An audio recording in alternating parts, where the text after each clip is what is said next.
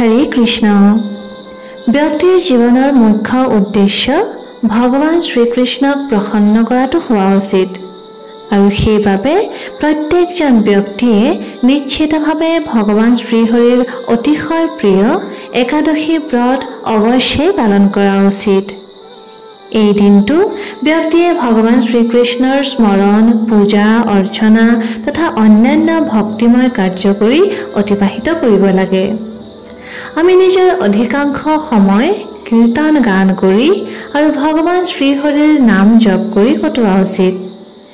যিহেতু একাদশী তিথি ভগৱান শ্ৰীহৰিৰ অতি প্ৰিয়, সেইবাবে এই দিনটোৱে তেওঁক প্ৰসন্ন কৰাৰ বাবে আমাক এটা খুব সুন্দৰ সুবৰ্ণ সুযোগ প্ৰদান কৰে।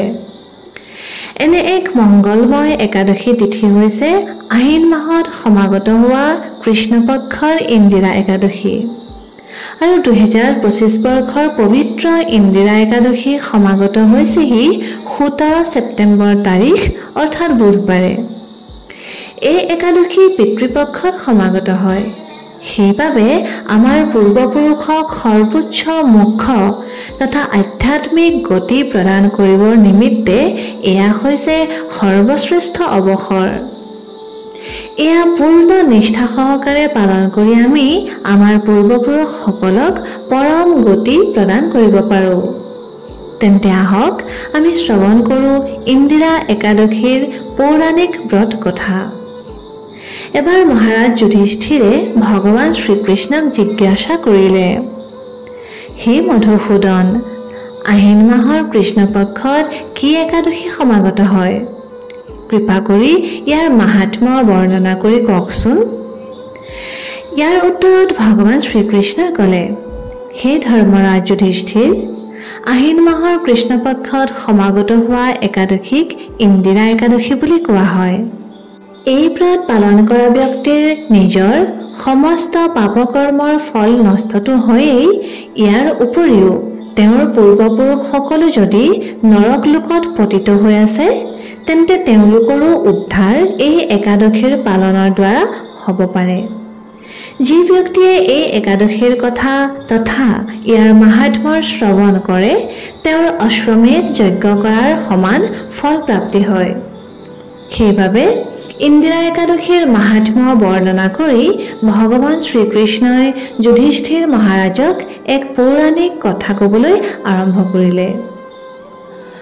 সত্যযুগৰ সময়ত মহিষ্মতী পুৰী নামৰ এখন ৰাজ্যত ইন্দ্ৰসেন নামৰ এজন অত্যন্ত পৰাক্ৰমী, যশস্বী তথা পবিত্ৰ ৰজাই শাসন কৰিছিল। তেওঁ ভগৱান শ্ৰীবিষ্ণুৰ পৰম ভক্ত আছিল। তেওঁ নিজৰ শত্ৰুৰ সংহাৰ কৰিবলৈ সক্ষম হৈছিল। ভগৱান শ্ৰীবিষ্ণুৰ নাম সদায় উচ্চাৰণ কৰি তেওঁ নিজৰ ৰজাৰ ৰক্ষণ তথা পালন কৰিছিল। সেইবাবে তেওঁৰ পৰিয়াল তথা ৰাজ্য সকলো ধৰণৰ ধন, ধান্য, পুত্ৰ, পৌত্ৰ আদিৰ দ্বাৰা পৰিপূৰ্ণ আছিল। তেওঁ অধিকাংশ সময় ভগৱত ভক্তিত সমৰ্পিত কৰি কটাইছিল। এদিনাখন ৰজা ইন্দ্ৰসেনে নিজৰ প্ৰজাগণৰ মাজত বহি কিবা কথা আলোচনা কৰি আছিল আৰু ঠিক সেই সময়তে ৰজাই ভগৱান শ্ৰীহৰিৰ পৰম ভক্ত নাৰদ মুনিক আকাশ মাৰ্গেৰে তললৈ নামি আহি থকা দেখা পালে। তৎক্ষণাৎ ৰজাই অত্যন্ত বিনম্ৰ সহকাৰে দুয়ো হাত জোৰ কৰি মধুৰ বাণীৰে তেওঁক নিজৰ মহললৈ আমন্ত্ৰণ জনালে। দেৱৰ্ষি নাৰদ মুনিক উচিত আসন প্ৰদান কৰি ৰজাই তেওঁৰ চৰণ প্ৰক্ষালন কৰি যথোচিত আতিথ্য সৎকাৰ কৰিলে। এইদৰে আতিথ্য কৰাত প্ৰসন্ন হৈ পৰা নাৰদ মুনিয়ে ৰজা ইন্দ্ৰসেনক তেওঁৰ তথা ৰাজ্যৰ কুশল মংগলৰ বিষয়ে সুধিলে। ইয়াৰ উত্তৰত ৰজাই ক'লে, হে মুনিবৰ, আপোনাৰ পৰম কৃপাত মোৰ ৰাজ্যৰ সমস্ত অংগ কুশলে আছে। মই মোৰ প্ৰজাক সন্তানৰ সদৃশ পালন কৰোঁ আৰু মোৰ অধিক সময় ভগৱান শ্ৰীবিষ্ণুৰ ভক্তিত সমৰ্পিত কৰোঁ। হে ঋষিবৰ, আপোনাৰ ইয়ালৈ আগমন ঘটাৰ কিবা নহয় কিবা হেতু অৱশ্যেই আছে। যদি আপুনি উচিত বুলি গণ্য কৰে, তেন্তে মোক এই বিষয়ে কওকচোন। এই কথা শুনি নাৰদ মুনিয়ে ক'লে, হে ৰাজন, যেতিয়া মই ব্ৰহ্মলোকৰ পৰা যমলোকত উপনীত হলোগৈ, তেতিয়া মই আপোনাৰ পিতৃক যম ৰজাৰ সভাত দেখা পালোঁ। অত্যন্ত আশ্চৰ্যৰ সৈতে যেতিয়া মই তেওঁৰ তাত উপস্থিতিৰ কাৰণ জিজ্ঞাসা কৰিলোঁ, তেতিয়া মই গম পালোঁ যে যদিও তেওঁ অত্যন্ত ধাৰ্মিক ৰজা আছিল, কিন্তু তথাপি তেওঁ একাদশী ব্ৰতত নিৰ্ধাৰিত সময়ৰ পূৰ্বেই ভংগ কৰিছিল বাবেই তেওঁ যমলোকত বাস কৰিব লগা হৈছে। হে ৰাজন, আপোনাৰ পিতাই আপোনাৰ বাবে এটা বাৰ্তা প্ৰেৰণ কৰি ক'লে, হে পুত্ৰ, কৃপা কৰি তুমি নিয়ম অনুসৰি অনাগত ইন্দিৰা একাদশী পালন কৰিবা, যাৰ ফলত মই যাতে নিজৰ পূৰ্বজন্মৰ পাপৰ পৰা মুক্ত হৈ স্বৰ্গলোকলৈ গমন কৰিব পাৰোঁ। নাৰদ মুনিয়ে ক'লে, হে ৰাজন, এই সংবাদ আপোনাক প্ৰদান কৰিবৰ নিমিত্তেই মই ইয়ালৈ আহিলোঁ। এজন আদৰ্শ পুত্ৰৰ কৰ্তব্য পালন কৰি আপুনি আপোনাৰ পৰিয়ালৰ সৈতে অনাগত ইন্দিৰা একাদশীৰ শ্ৰদ্ধা, নিয়ম তথা নিষ্ঠা সহকাৰে পালন কৰা উচিত, আৰু ইয়াৰ প্ৰভাৱতে পুণ্যৱান হৈ পৰি আপোনাৰ পিতা স্বৰ্গৰ পিনে প্ৰস্থান কৰিব পাৰিব।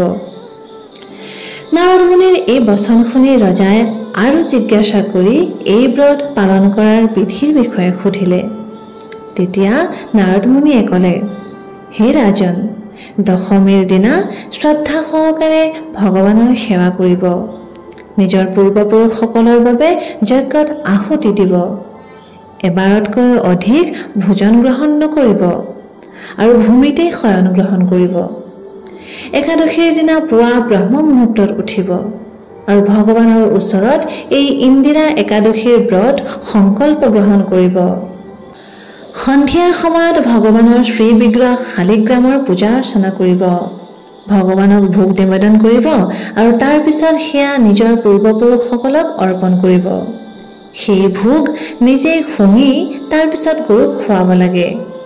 গোটেই ৰাতি ভগৱান কেশৱৰ উপাসনা তথা কীৰ্তন কৰা উচিত।